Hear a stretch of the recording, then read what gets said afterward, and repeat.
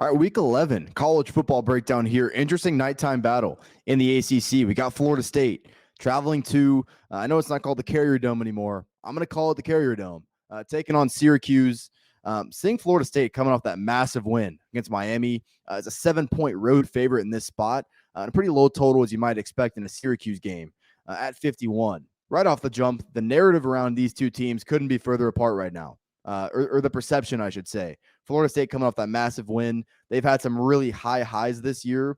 Syracuse obviously started the year off 6-0 and have really plummeted these last few weeks. I will say, though, this is not the best spot for Florida State. You're coming off that emotional high, beating your rival in the way you did. You got to go on the road to New York now, second straight road game, and take on a hungry team in Syracuse.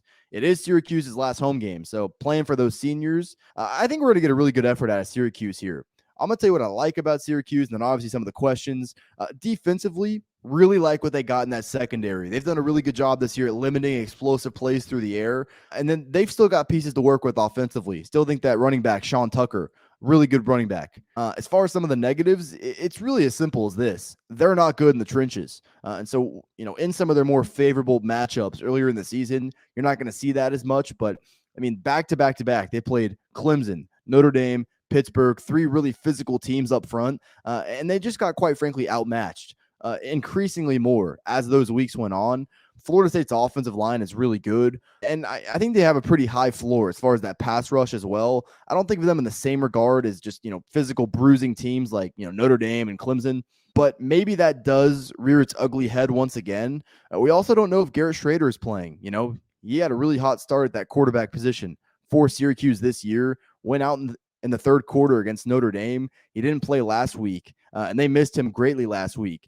I would expect him to play. I think that does give Syracuse a pretty big boost on the offensive end. As far as Florida State, they should be a lot better than they are from a talent standpoint. They're 6-3. Jordan Travis is over 9 yards per attempt at quarterback. You know what he can do in the ground game. Both their running backs are over 6 yards a carry. I mentioned their offensive line. Got a lot of talent at that wide receiver position. There's a lot to like about Florida State's offense, and you see it when they play teams like Miami. You saw it put up 45 points last week. They ran the ball at will. Travis didn't throw a lot, but when he did, he was very effective in the vertical passing game. The one part about Florida State I really don't like is their red zone offense. They don't finish drives. If you watch them against LSU earlier in the year, you'd know that. They've struggled with that consistently throughout the year. They're 100th in red zone efficiency this year. One thing to move the ball. It's another thing against a team that's kind of a bend, don't break, like Syracuse, to be able to finish those drives in the red area. And so that is maybe a concern I would have. But defensively, I do think they're pretty stout as well. I just don't know. Just think about who Syracuse has played, though, these last 3 weeks. Clemson, Notre Dame, Pitt. I wouldn't put Florida State on the level of those three teams, especially now going on the road for the second straight week. I think there is a path for Syracuse to stay in this game. This line has gotten way too rich for my liking on the Florida State side. Maybe coming back home is now a good time to buy back on Syracuse. I think this is going to be a one-possession game. I'm not going to play Syracuse plus the 7. I'm thinking about maybe teasing this up to 13.